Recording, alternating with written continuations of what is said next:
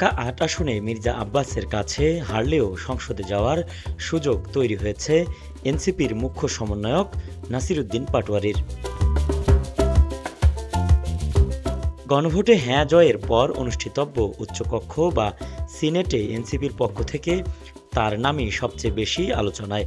৩০টি আসনে প্রার্থী দিয়ে ৩.21% ভোট পাওয়া এনসিপি উচ্চকক্ষে অন্তত ৩টি আসন পেতে পারে। সূত্র বলছে, উচ্চকক্ষে ১০০ সদস্যের মধ্যে জাতীয় নির্বাচনে প্রাপ্ত ভোটের হারে দলগুলো মনোনয়ন পাবে। এবারের নির্বাচনে ৩০টি আসনে ২২ লাখের বেশি ভোট পেয়েছে এনসিপি, যা মোট ভোটের ৩.21%।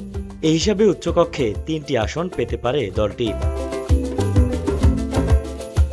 দলীয় সূত্র জানিয়েছে, সম্ভাব্য ৩টি আসনের জন্য তালিকার শীর্ষে রয়েছেন নাসিরুদ্দিন পাটোয়ারি। তবে ঢাকা সিটি নির্বাচনে মেয়র পদে প্রার্থী হলে তিনি উচ্চকক্ষে নাও যেতে পারেন। এনসিপির মুখ্য সংগঠক সাদিয়া ফারজানা জানান, বিষয়টি নিয়ে দলের ভেতরে আলোচনা চলছে। চূড়ান্ত সিদ্ধান্ত শীঘ্রই জানানো হবে।